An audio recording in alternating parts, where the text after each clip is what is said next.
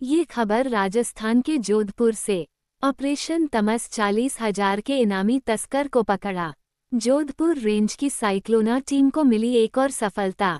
Jodhpur range की साइक्लोना team ने 40,000 के एक फरार इनामी अपराधी को पकड़ा है। वह प्रदेश के टॉप 25 अपराधियों की सूची में शामिल है। टीम ने उसे गुजरात के नवसारी से गिरफ्तार किया है। पुलिस को उसे पकड़ने के लिए 1000 किलोमीटर का सफर तय करने के साथ कारपेंटर भी बनना पड़ा। जोधपुर रेंज के आईजी विकास कुमार ने बताया कि साइक्लोना टीम ने राजस्थान के टॉप 25 में आरोपियों में शामिल आरोपी प्रकाश चाहर को बहुत जद्दोजहद के बाद गिरफ्तार किया है। यह आरोपी बीते 6 सालों से फरार चल रहा था। कुख्यात भगौड़ा आरोपियों में शामिल है। अभी तक की जानकारी के अनुसार आरोपी जालोर, सिरोही, जोधपुर कमिश्नरेट और बाड़मेर 4 मुकदमों में वांटेड है।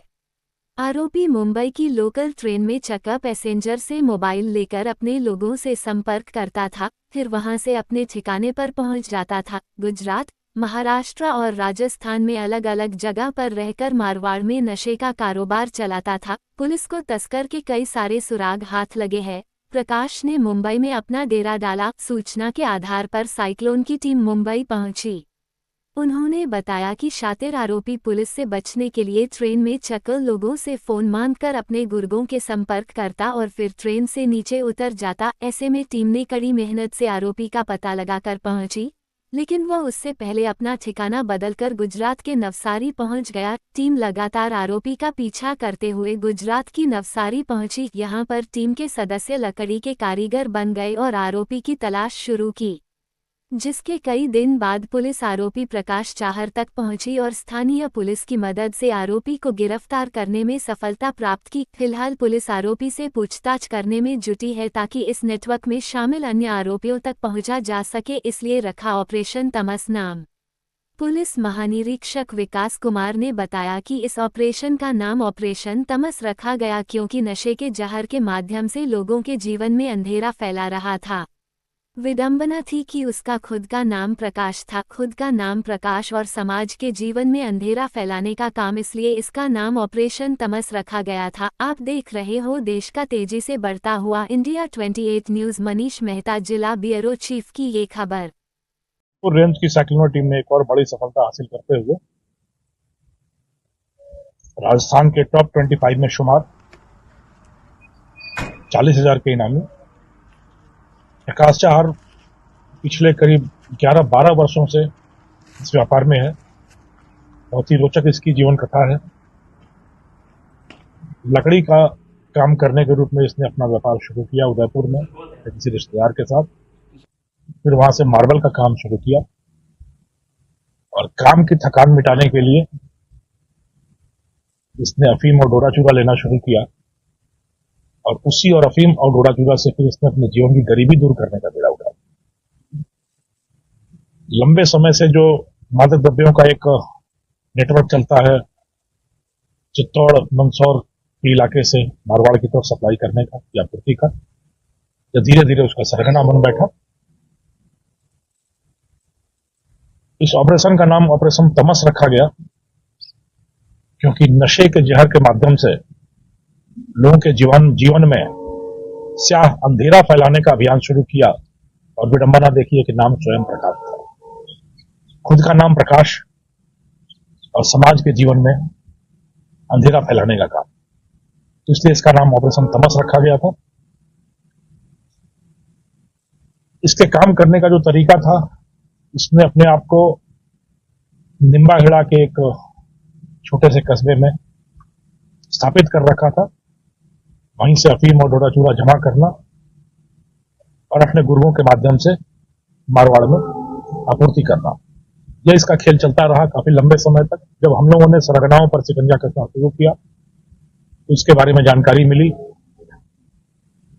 एक बार साइक्लोना टीम निम्बाहेड़ा में इसके ठिकाने तक पहुंची और वहां पर यह डेयर डेविल एक्ट करते हुए छत से कूदकर मोटरसाइकिल पर निकल भागने में कामयाब हो गया। यह करीब 2 महीने पहले की बात है। निकलकर भागने में कामयाब हो गया और उसके बाद इसने अपना डेरा बॉम्बे में जमाया। वैसे तो मुझे ज्यादा बताना नहीं चाहिए, बट मैं फिर भी बता रहा हूं। इसका जो साला है उसको हमने अपने कब्जे में लिया। साले के माध्यम से पता चला कि यह बॉम्बे में रह रहा है, मुंबई में, और मुंबई से ही ये बीच बीच में फोन करता रहता है।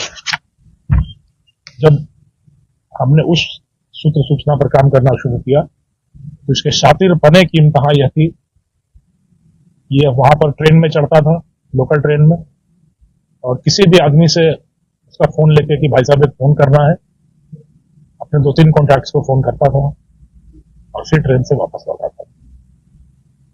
तो कोई ठिकाना मिल नहीं सकता था कि कहाँ रहता है, कैसे रहता है। और जब हमने देखा कि कैसे ट्रेन पे चढ़ता है और कब आखिरी कॉल होता है और कब निकलता है, तो एक पैटर्न पुलिस के पास आया कि यह वहां के भाईंदर इलाके में कहीं ना कहीं रह रहा हो सकता है।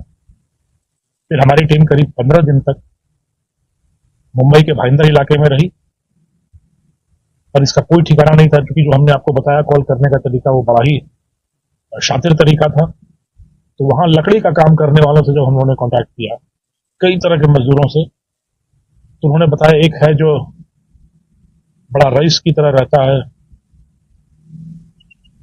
और बड़े बड़े शौक रखता है, पर लकड़ी का कारीगर है। उस ठिकाने पर जब हम पहुंचे तो हमारी बदकिस्मती से वहां से 2 दिन पहले ही निकला था जिसको काम कह रहा था। और जब हमने उस आदमी के तकनीकी चीजों का विश्लेषण शुरू किया तो एक नया पैटर्न निकल के आया गुजरात के नवसारी में। सूरत से आगे नवसारी जिला है गुजरात का, वहां एक नया कॉन्टैक्ट स्टैब्लिश होता दिखा। फिर हमारी टीम गुजरात के नवसारी पहुंची, 5 दिन तक वहां कैंप किया। वहां फिर हम लोग लकड़ी का कारीगर बनकर नौकरी खोजते रहे। एक दुकान में हम लोग पहुंचे वहां नवसारी इलाके में, गांव का नाम बिल्लीमोरा इलाके में लकड़ी का काम खोजते हुए हम लोग पहुंचे तो वहां एक कारीगर ने हमें इस तक पहुंचाया, ये मालिक है हमारे और ये आपको काम दे सकते हैं, आप इनसे बात करें। तो जब वो ठिकाना हम लोग करीब 5-6 दिन की जद्दोजहद के बाद वहां पर पहुंचे, जब इसकी पहचान हो गई कि ये यही है जो वहां लकड़ी के कारीगर का बड़ा कारीगर बनकर उस्ताद बनकर बैठा है, तो फिर हमने सहयोग लिया नवसारी, गुजरात के नवसारी जिले की पुलिस का, उनकी विशेष टीम के साथ दबिश देकर इसको बिल्लीमोरा इलाके में गिरफ्तार।